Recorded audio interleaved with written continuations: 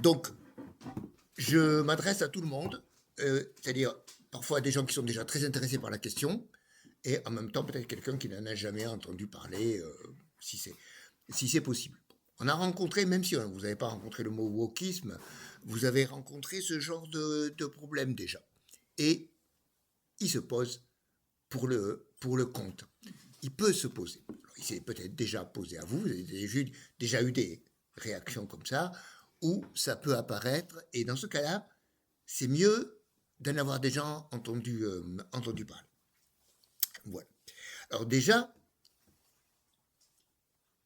qu'est-ce que ça veut dire wokisme?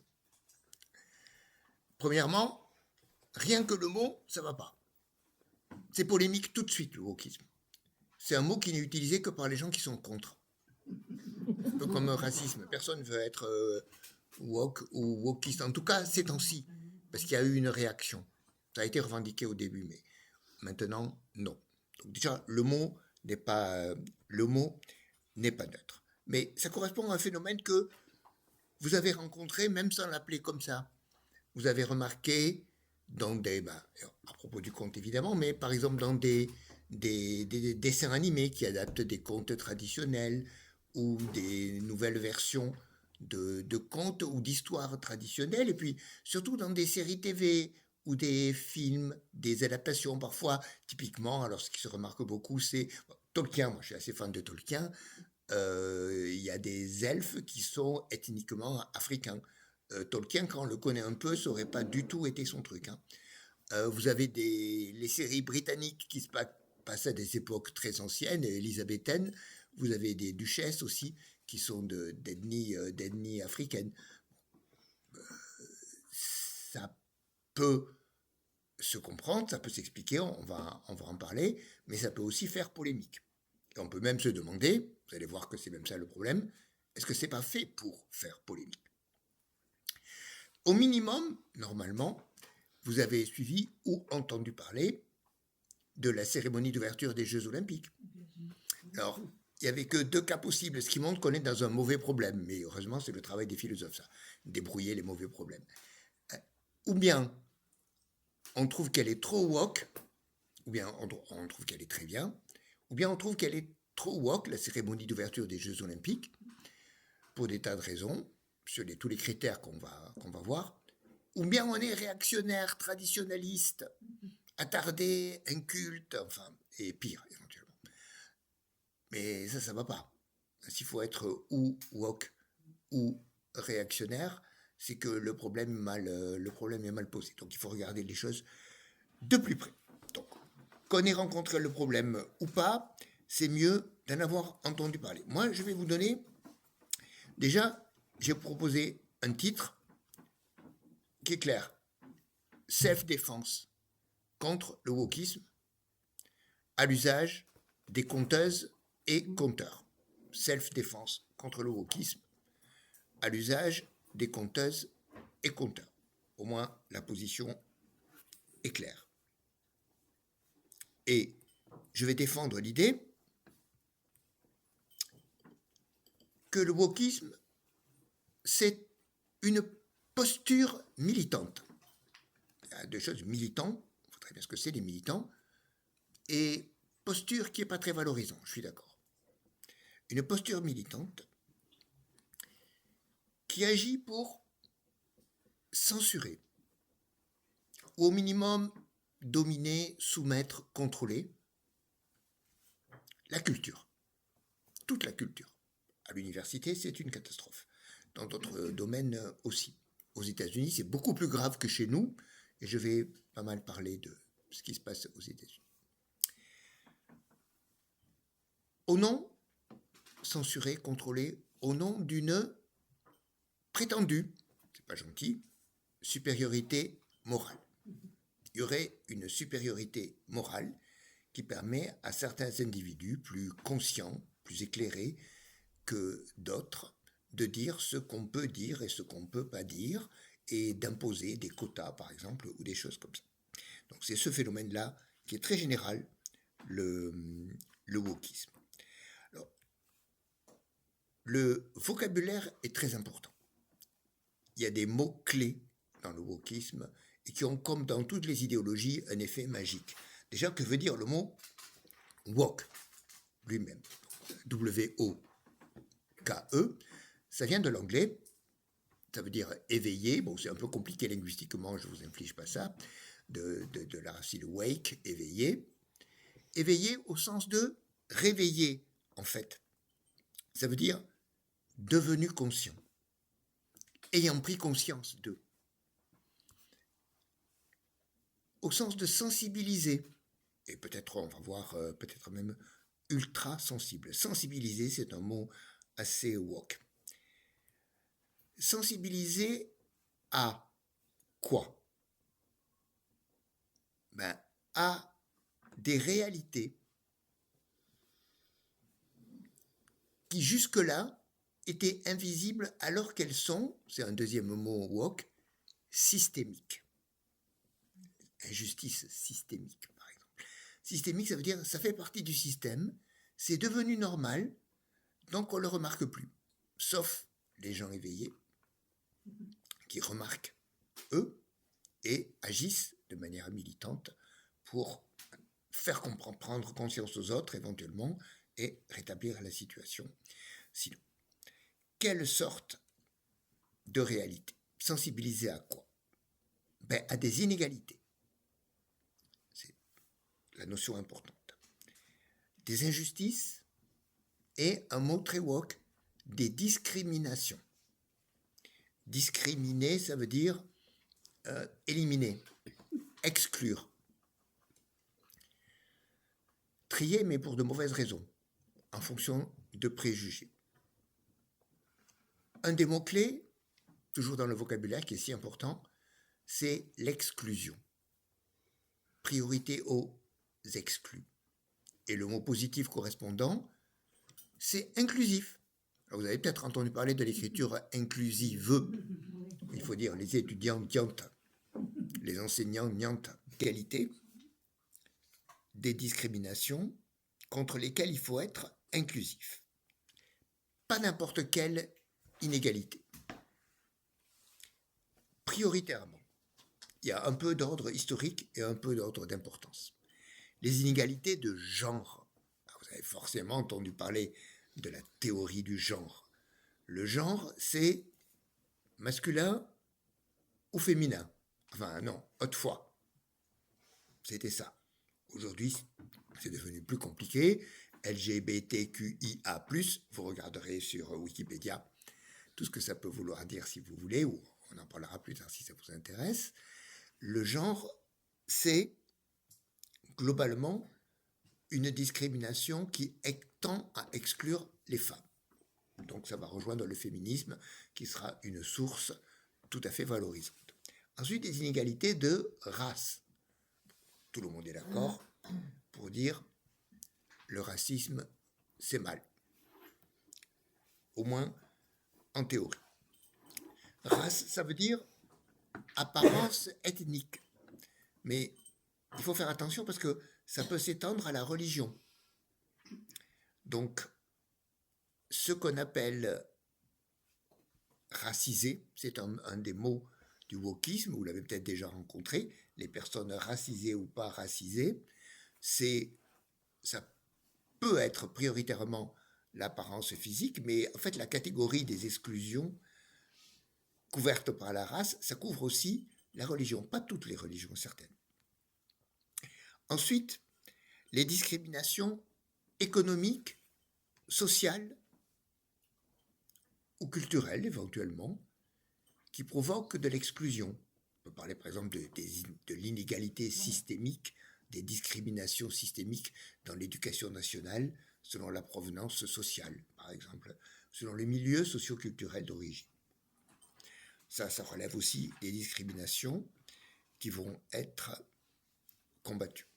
Et finalement, toutes les discriminations imaginables, tout ce qu'on peut qualifier de phobie. Alors vous avez peut-être entendu parler aussi, une que j'aime bien, c'est la grossophobie.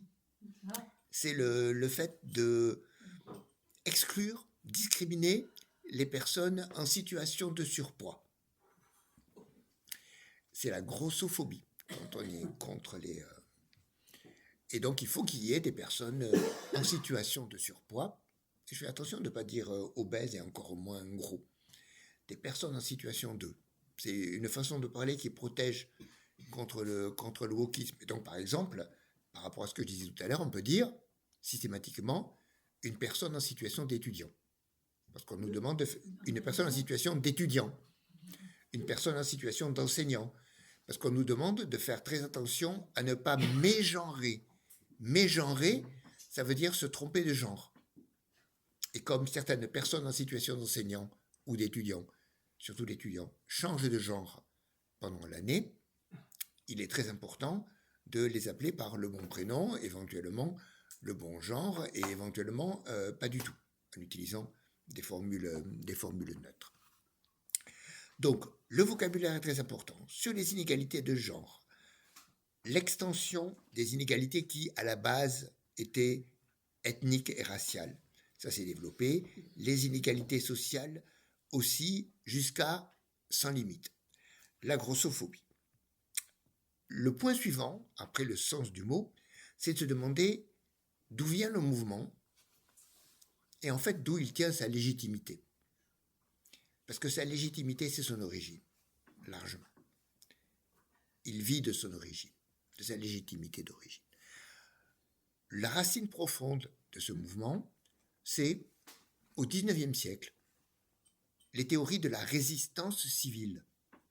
Ce qui a donné ensuite, par exemple, les suffragettes en Angleterre.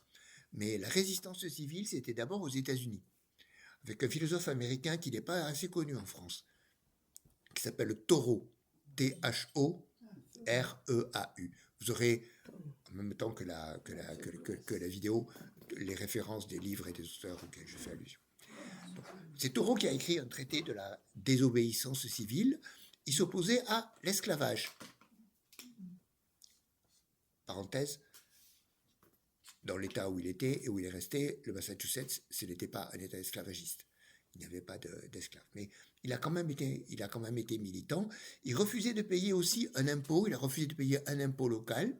Et il a fait une nuit en prison, dont il a parlé toute sa vie. Un impôt local parce qu'il voulait protester contre les guerres d'annexion des États-Unis. À l'époque, les États-Unis étaient en train de conquérir le Texas. Tous les États du sud-ouest des États-Unis ont été acquis par la force et annexés à l'époque. Thoreau résiste contre ça. Donc, évidemment, ce genre de lutte est extrêmement valorisé jusqu'à aujourd'hui. D'autant plus que c'est Thoreau qu'a lu Gandhi. Gandhi est largement de culture occidentale aussi. Il a fait des études d'avocat à Londres.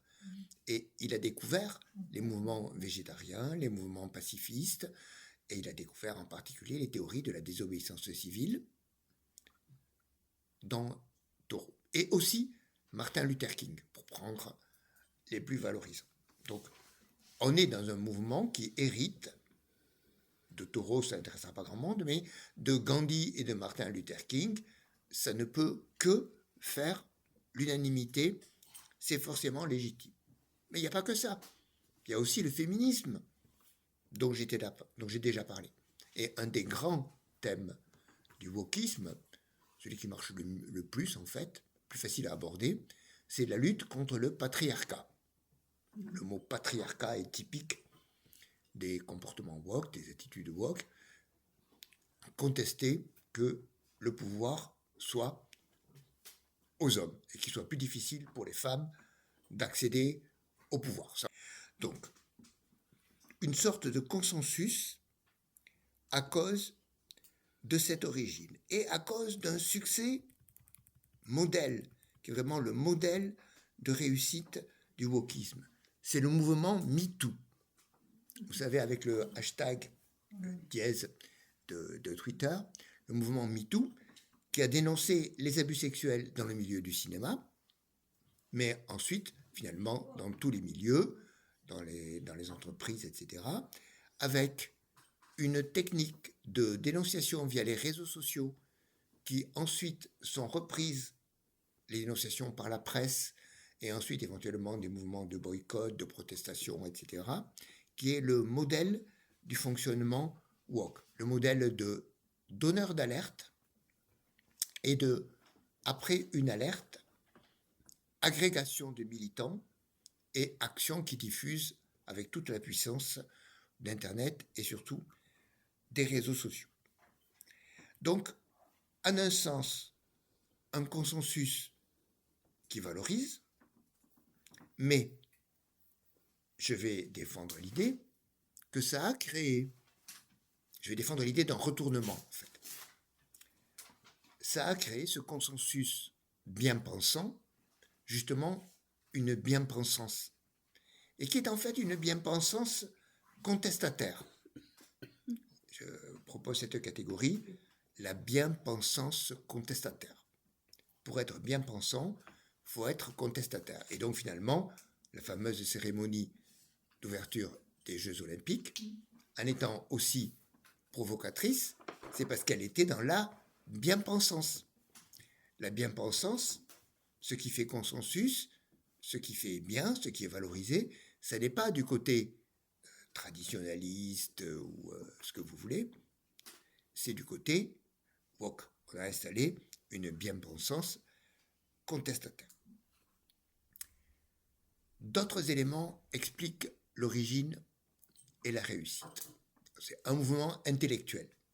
Parce que quand même, tout le monde le sait, je crois, l'origine du wokisme, c'est les campus des universités américaines, où il y a eu certes des mouvements antiracistes, des mouvements féministes contre les abus, certes, mais il y a eu surtout une influence théorique.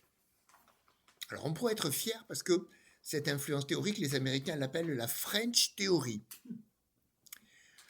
C'est rapporté à Michel Foucault et à d'autres sociologues ou philosophes, dont on peut parler français, peut-être interprétés,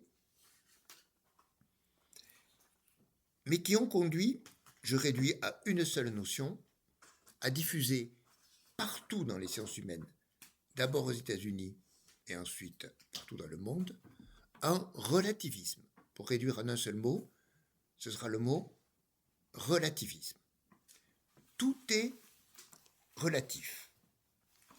Ça veut dire, de notre point de vue, alors, pour la majorité d'entre nous, je dirais, d'occidental, cultivé du XXIe siècle, nous n'avons pas le droit de juger d'autres cultures. Nous n'avons pas le droit de les juger. Et donc, nous devons prendre en compte que tout est relatif. Nous devons étudier, ce qui est une très bonne chose, toutes les littératures, tous les folklores, toutes les manières de vivre, toutes les organisations sociales. Et si nous croyons que la nôtre est bien ou qu'elle est supérieure, c'est juste parce que c'est la nôtre. C'est un préjugé relativiste. Et on va essayer de démontrer, ça a été le but de beaucoup de sciences humaines, qu'il y a d'autres sociétés qui sont supérieures, des sociétés matriarcales par exemple, des sociétés plus écologiques. On redécouvre les sociétés alors qu'on appelait auparavant primitives ou indigènes, maintenant qu'on peut appeler premières ou natives. Les Américains les avaient détruites, mais ils les remettent en valeur.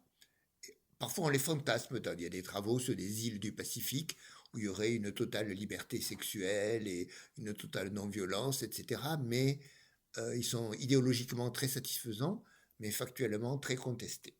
Donc il y a un grand mouvement en sciences humaines de relativisme. Et là aussi, ça va loin, très loin, peut-être trop loin. On dit aussi, il n'y a pas que les valeurs. Nous avons nos valeurs en tant qu'occidentaux, démocrates, humanistes, etc. Mais il faut accepter qu'il y ait d'autres cultures, qu'il y ait d'autres valeurs. Et nous n'avons pas le droit de les juger. Je prends un exemple délicat. Nous n'avons pas le droit de juger la pratique de l'excision en Afrique, par exemple. Donc, les valeurs aussi sont relatives. Nous n'avons pas le droit, c'est une attitude, un autre mot, woke, colonialiste. C'est une attitude colonialiste de vouloir imposer nos valeurs morales, y compris la démocratie, y compris les valeurs humaines qui nous semblent fondamentales, elles sont relatives, elles ne sont pas universelles, comme le croyait la culture occidentale jusqu'aux Lumières. Bon. Là où on va encore, alors peut-être un peu plus loin ou aussi trop loin, je ne sais pas, c'est dire il n'y a pas que notre science, et notamment il n'y a pas que notre médecine. Il y a aussi d'autres pratiques, c'est ce qui a abouti aux campagnes anti-vaccins par exemple. Il ne faut pas être positiviste comme on l'était au XIXe siècle, quoique croire qu'il n'y a qu'une vérité et que c'est la science qui la découvre. Il faut accepter que nous croyons à notre science parce que c'est notre science. Mais les gens d'autres cultures croient à leur Dieu, à leur culture, à leurs valeurs, à la puissance de leurs sorciers, exactement comme nous croyons à notre science. Donc, relativisme absolu qui s'applique même à la médecine. Ça, c'est l'idéologie woke en tant que telle. Ce qui nous concerne, ce sur quoi je veux me concentrer, ce sont les manifestations actuelles sous forme de censure, d'interdiction, et la manière dont le wokisme est devenu une idéologie agressive, en fait. Punitive, on dit aussi, aujourd'hui. Peut-être vous y avez été confronté. Moi, j'y ai été confronté, je vous assure, ça fait vraiment une drôle d'impression. Quand on est exclu de quelque chose, parce que c'est en mixité choisie.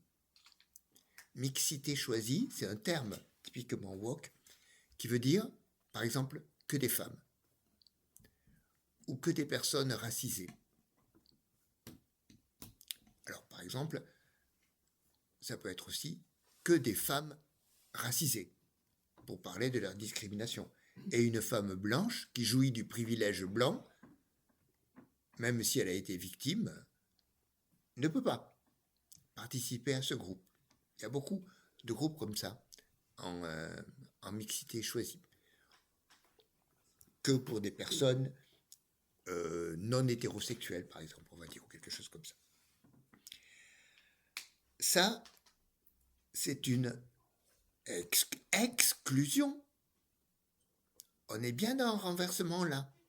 Les idéologies inclusives, elles conduisent à exclure. Et donc, elles se retournent. Ce retournement pose problème. C'est comme ça qu'on arrive à la censure. La censure la forme de censure. Alors, l'expression en anglais qu'il a rendu connue, c'est cancel culture. To cancel en anglais, c'est supprimer, faire disparaître. Donc, la cancel culture, la culture de la suppression, ça s'est manifesté de manière spectaculaire, parce que ça fait des belles images pour la télé, par le déboulonnage de statues. Ah oui. Voilà, les statues des généraux sudistes, par exemple, voilà, ou toute sorte de statues qui n'étaient pas politiquement correctes. Voilà une autre origine du wokisme, le politiquement correct. Déboulonner les statues, mais au sens physique, comme au sens de l'image, évidemment, au sens symbolique. Déboulonner les statues de ce qui n'est pas politiquement correct. Mais ça s'est continué, toujours dans la même logique, de passer à l'excès, en interdisant les conférences ou parfois les cours de personnes qui étaient jugées pas politiquement correctes. Sur divers sujets, on en reparlera au moment de la discussion, si vous voulez, qu'on regarde un peu de quel sujet il peut s'agir. On interdisait physiquement la possibilité d'aller sur les campus ou de faire des conférences ou des spectacles à certaines personnes. Mais plus grave encore, en tout cas aux yeux de l'histoire, à mon avis, par rapport à l'histoire du passé, on a expurgé les bibliothèques, enlevé des bibliothèques publiques, des bibliothèques universitaires et beaucoup des bibliothèques pour enfants, retiré les livres qui n'étaient pas présentables, c'est-à-dire dans lesquels il pouvait y avoir des préjugés sexistes, des préjugés raciaux, peut-être aussi des préjugés de classe, des préjugés politiques ou toute autre sorte de préjugés qui posent problème.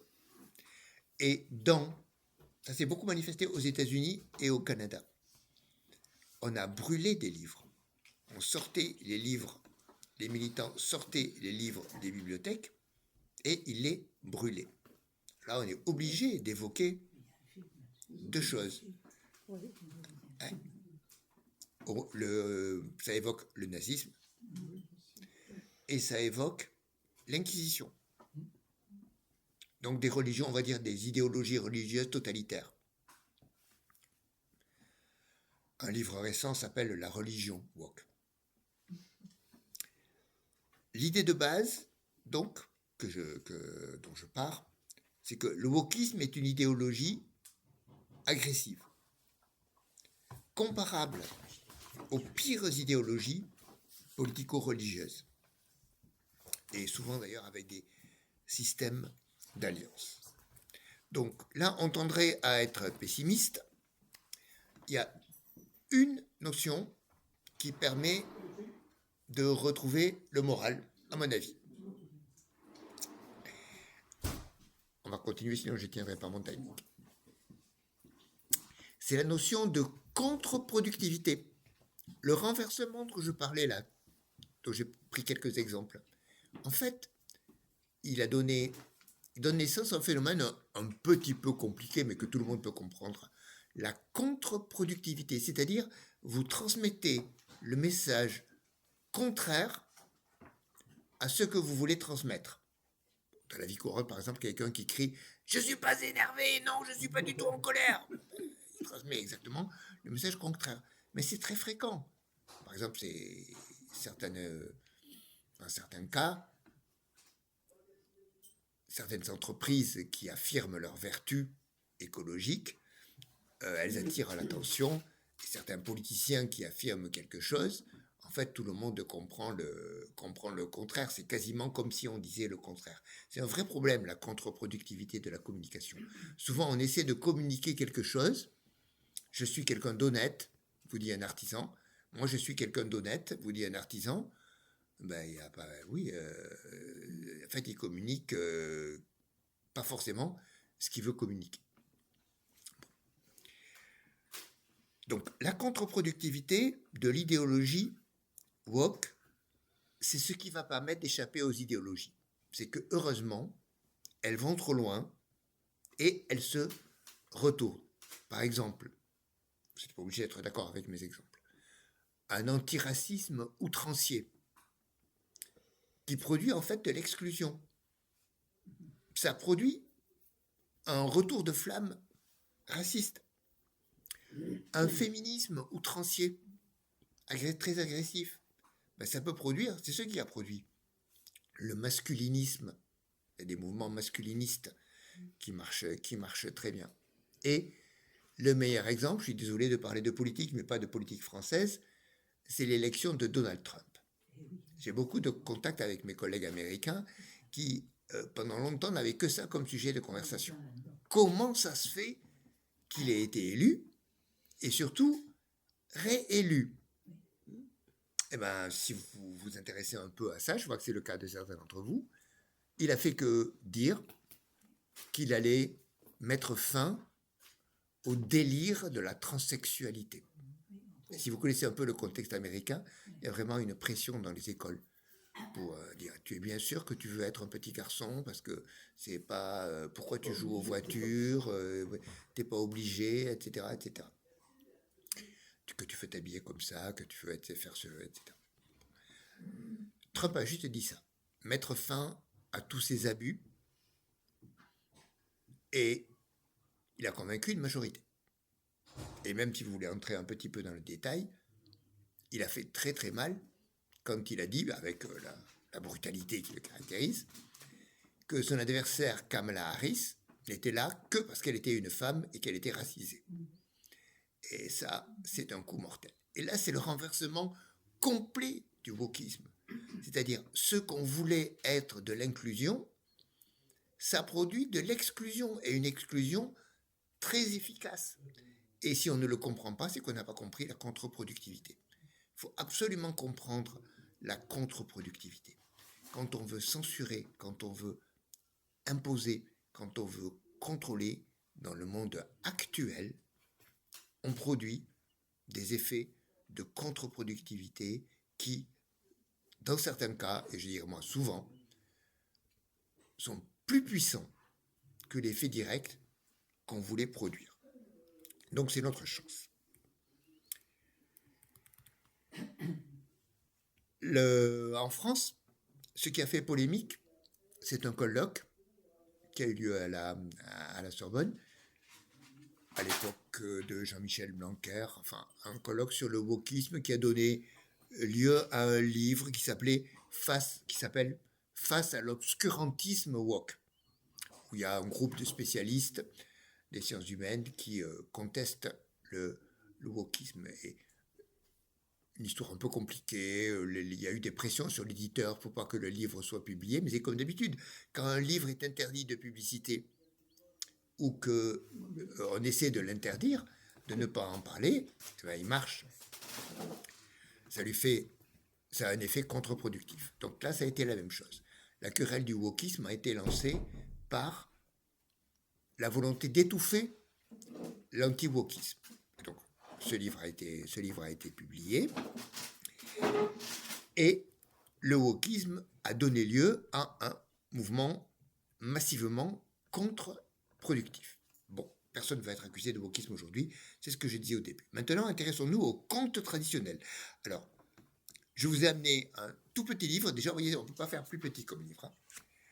Pour vous, moi, il n'est pas forcément facile à lire. Hein. Faut-il en finir avec les contes de fées? C'est Jennifer Tamas. Voilà, Jennifer Tamas, vous avez peut-être entendu parler. Elle enseigne de la littérature française dans une université américaine et donc elle est sur la zone de contact entre la culture, je vais dire, excusez-moi, la vraie culture, et le monde des idéologies woke. Il y a d'autres livres, vous aurez les références, notamment il y a une autre spécialiste qui a exactement le même profil, enseigne la littérature française aux États-Unis, qui s'appelle Laure Murat. Et elle a écrit un livre sur la cancel culture, qui s'appelle Qui annule quoi? Et un autre livre plus difficile, mais sur l'histoire de la littérature, qui s'appelle Toutes les époques sont dégueulasses. C'est génial comme titre.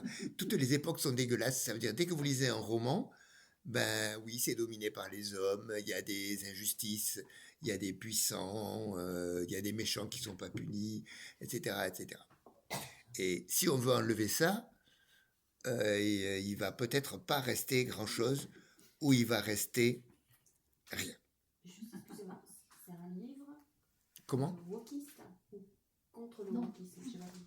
Ça, c'est contre le wokisme. Ouais. Elle dit, j'aurais dû le dire, excusez-moi, mais en fait, c'est la bonne façon de se renseigner, parce qu'on ne se douterait pas de ce que, c'est mon thème maintenant, de ce que le wokisme reproche aux contes de fées. Alors, c'est pas tellement les fées, la magie, les fées, etc. Non, c'est, alors, je le dis d'abord de manière théorique, le wokisme reproche à un certain type de fiction, notamment les contes, parce que ce n'est pas les contes de fées en général, de présenter comme normal le monde dans lequel il y a des inégalités, des injustices, des choses qui ne correspondent pas aux valeurs, ou en tout cas aux valeurs du wokisme. Donc il y a par exemple les reproches portés. Vous verrez parfois, on n'y aurait même pas pensé, hein. Mais elle donne des références. Évidemment, il y a des stéréotypes de genre. Il y a, je dirais, majoritairement de l'hétérosexualité. Pas beaucoup d'homosexualité ni de sexualité de groupe. Et encore, je dis sexualité, il s'agit du mariage, il s'agit de se marier et d'avoir beaucoup d'enfants et d'être heureux à jamais, évidemment. Mais l'idée est là, c'est que les couples, c'est un homme et une femme. Et ça, c'est scandaleux. On interdit des conférences sur les campus de gens qui prétendent que biologiquement, il y a une différence entre les genres. Donc, à plus forte raison, on peut interdire à un conteur de prétendre que c'est parce que c'est une femme qu'elle doit rencontrer un prince charmant. Elle peut rencontrer une princesse charmante, ou peut-être que le prince charmant, il est déjà en couple avec un autre prince. Voilà. Donc, on peut tout à fait reprocher ça au conte, et ils le font. On le fait. Des stéréotypes de genre. Pas uniquement celui-là. Le fait, alors ça c'est très très dominant, hein, que les femmes sont présentées dans une position inférieure. Toujours. En fait, dans le pire des cas, elles ne sont là que pour rencontrer le prince charmant. Et elles sont supposées, ce qu'on valorise chez elles dans les contes, c'est qu'elles sont douces, qu'elles sont pures, qu'elles sont gentilles, qu'elles sont soumises. Ça parlait de Blanche-Neige qui est très blanche, là c'est même pas la peine d'en parler. Donc on maintient des stéréotypes de genre sans les contester. Mais c'est pire que ça. C'est que comme elles sont si faibles et si soumises, elles ont besoin d'hommes valeureux, virils, de chevaliers, de princes qui les délivrent, qui les sauvent. La femme ne doit sa valeur que à l'intervention de l'homme. Et elle ne peut réussir, en fait, que par la séduction, qu'en passant par le système patriarcal, qu'en rentrant par la séduction, puis plus tard la maternité, dans le monde patriarcal. Sa seule ressource est d'être belle, de séduire et d'être tolérée, d'être favorisée par ceux qui détiennent le pouvoir patriarcal. Donc en fait, on normalise le patriarcat. Et évidemment, ça on y aurait pensé aussi, il y a dans les contes des discriminations sociales extrêmes. Il y a des rois et des princes. Ça, on n'en veut pas dans la vie. Donc comment ça se fait qu'on raconte des histoires où il y a des rois ou des princes? Enfin, on n'en veut pas. Il y a des gens qui en veulent, mais globalement, c'est pas politiquement correct. Et puis il y a des gens très très pauvres aussi. Et puis ils sont pauvres et puis c'est tout. Donc les wokistes vont vous expliquer, on ne se demande pas quelles sont les conditions socio-économiques qui ont fait que le bûcheron est très pauvre et qu'il ne peut pas nourrir ses enfants et qu'il est obligé de travailler et que le seigneur vit dans le château, etc., etc. On n'applique pas le système de valeurs qui est le nôtre au XXIe siècle sur les extrêmes injustices sociales. Dans ce monde-là, il est présenté comme normal. C'est présenté comme des données, un ordre des choses. Il y a des princes et des princesses et tout le monde se rêve et se projette, les enfants, en prince ou en princesse. Et puis il y a des pauvres gens qui meurent de misère et c'est comme ça. Et c'est le monde tel qu'il est. Pas acceptable de présenter le monde comme ça. Mais en fait, il y a encore autre chose. C'est le grand méchant loup. Les méchants, les animaux. Et ils sont acharnés, vous allez voir, c'est amusant parfois, contre le grand méchant loup. Parce que le loup, c'est un animal protégé, sympathique, qu'on réintroduit, avec lequel les bergers, les randonneurs sont priés de cohabiter et de même de pas déranger. Or, dans les contes, le loup est méchant, vilain, systématiquement. Il y a des méchants et c'est injuste qu'il y ait des méchants et en particulier qu'il y ait des gens systématiquement méchants comme le loup. Vous avez vu ces derniers temps, il y a une pub qui réhabilite le loup et qui a fait un malheur, mais c'est lié à cette sensibilité woke.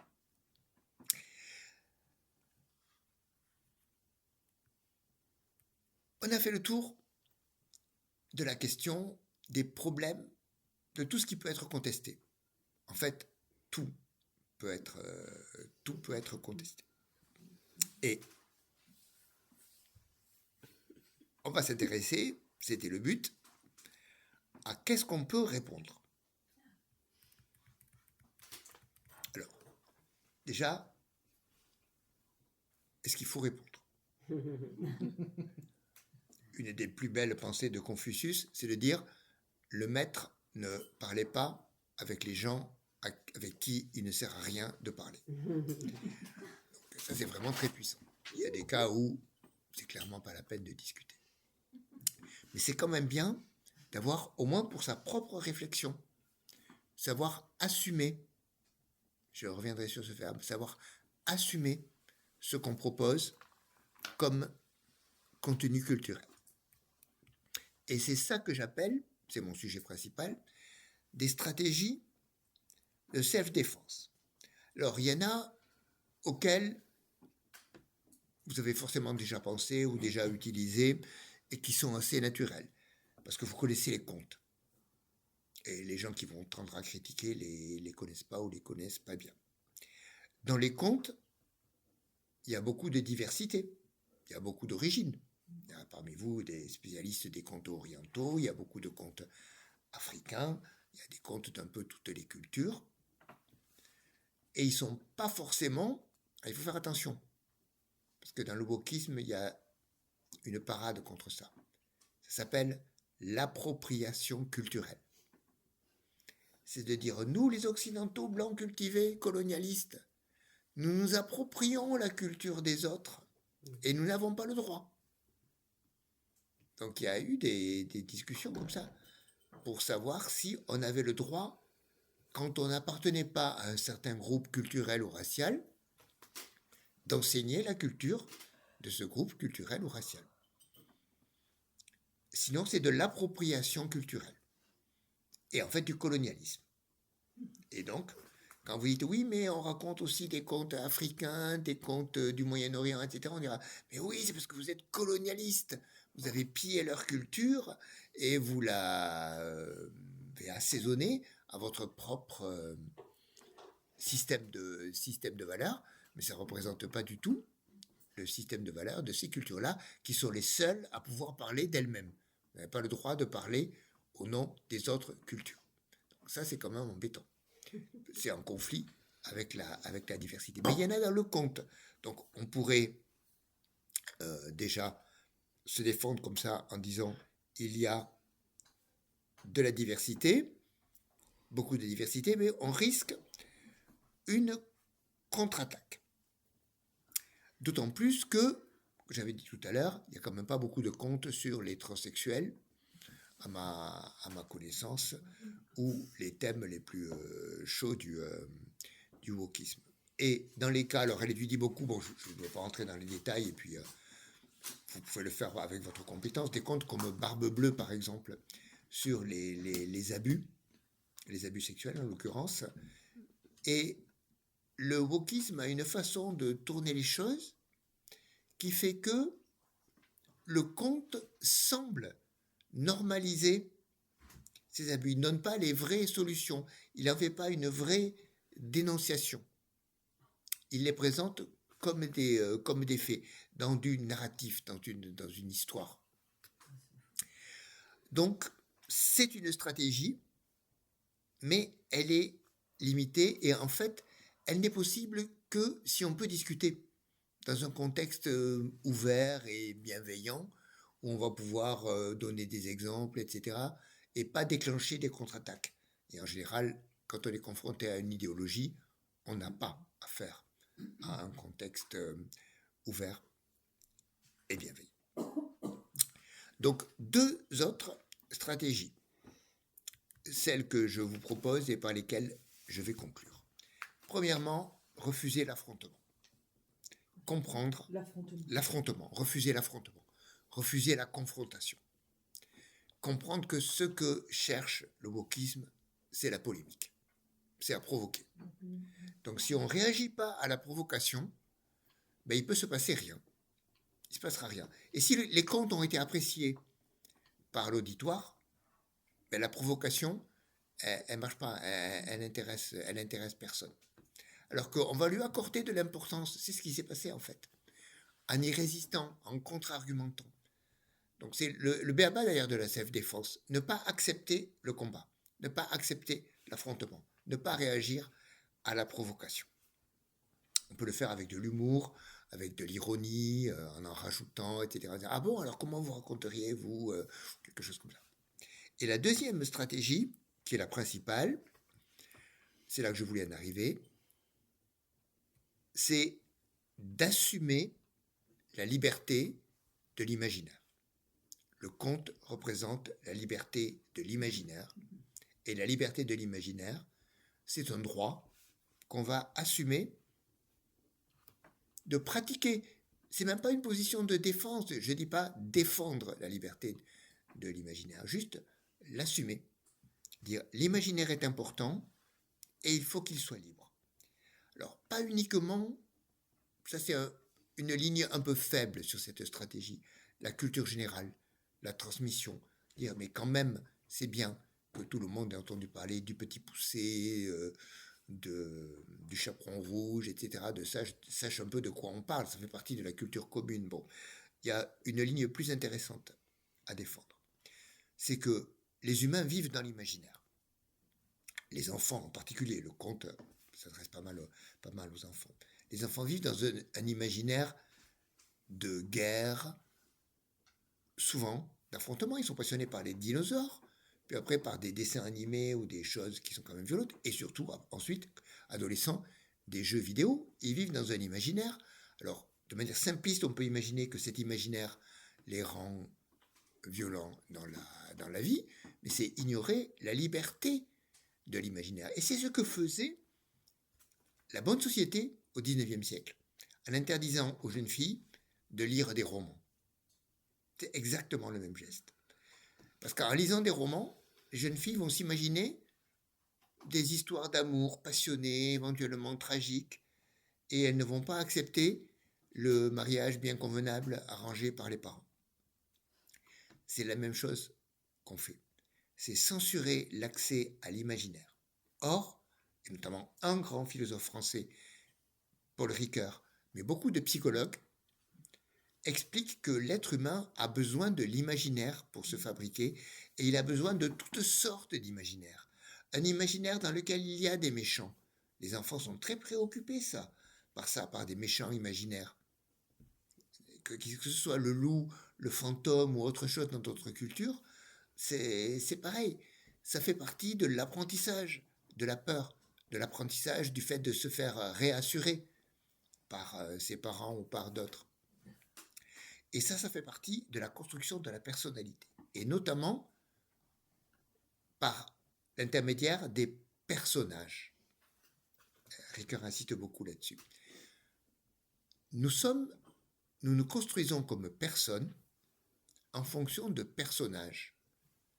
Je dirais par exemple, pour les gens de ma génération, la personne que je suis devenue doit quelque chose à Astérix et Obélix, ou à Lucky Luke, ou à des personnages de fiction, bon, après à d'autres romans, d'autres choses éventuellement plus évoluées, mais avec leurs qualités et leurs défauts.